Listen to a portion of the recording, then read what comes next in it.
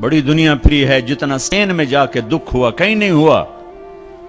اس بات کا دکھ نہیں تھا کہ 800 سال کی حکومت ختم ہو گئی، دکھ اس پر میں مسجد قرطبہ میں کھڑا رو رہا تھا۔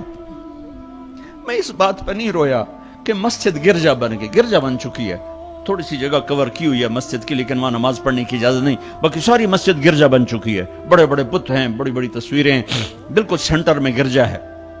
نہیں، اس پہ نہیں رویا، رویا اس بات پر محراب کے سامنے کھڑا تھا اور مجھے وہاں قرطبی نظر آ رہے تھے نماز پڑھاتے ہوئے، ابن عربی کے فلسفے نظر آ رہے تھے، اللہ کی معرفت کی گتھیاں سلجھا رہے تھے،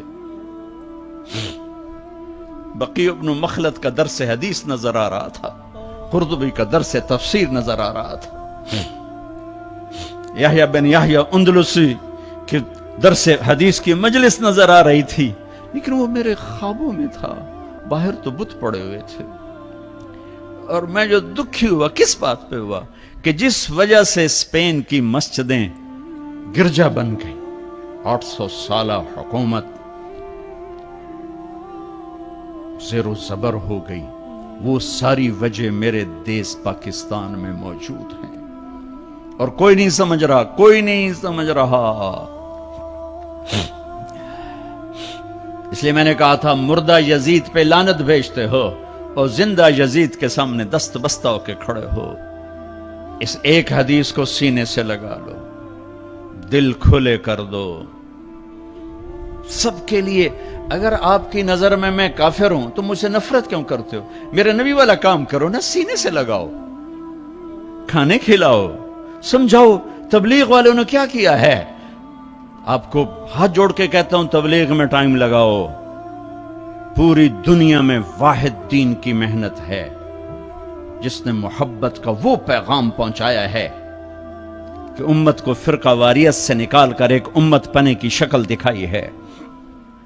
میرے نبی نے کیا کیا؟ عبداللہ بن ابی کا جنازہ پڑھا دیا۔ میرے نبی نے کیا کیا؟ منافق مسجد میں بیٹھے ہوتے تھے اور آپ کو ایک ایک منافق کا پتہ تھا، یہ منافق، یہ منافق، یہ منافق، کبھی نہیں مجلس سے اٹھایا۔ تو ایک کام تو یہ کرو کہ اپنے دل کو نفرتوں سے پاک کرو۔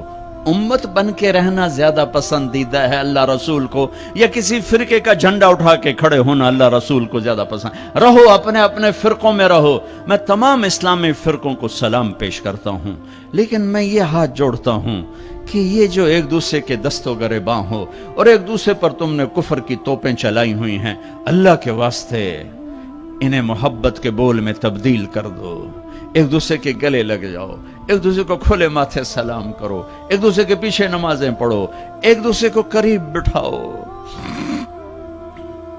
اپنے نبی کی تم چھوڑو مولوی کی بات، میری تھوڑا قرآن اٹھا کے پڑھ لو، قرآن اٹھا کے پڑھ لو، خود پڑھو، سارے تم پڑھے ہوئے بچے بیٹھے ہوئے ہو، اپنے نبی کی سیرت پڑھو، میری گل کتے مار چھڑو، مینوں دفع کرو میں کون ہاں، میں مشت خاک۔ اپنے رب دا قرآن پڑھو، اپنے نبی دی حدیث پڑھو، اپنے نبی دی زندگی پڑھو تو انہوں پتہ لگ جائے۔